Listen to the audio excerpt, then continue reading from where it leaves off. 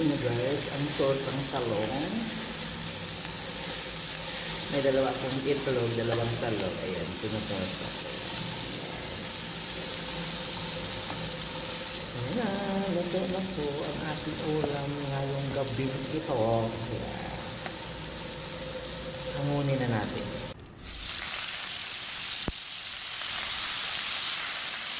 Sige, ano?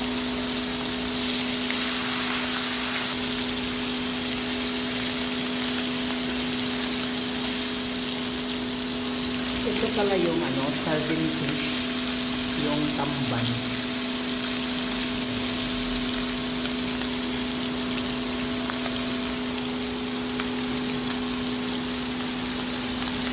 Ang ulam ko sa ngayong gabi nito at saka tortang talong. Ito Ayan, diba? Sarap. Tortang talong. Ito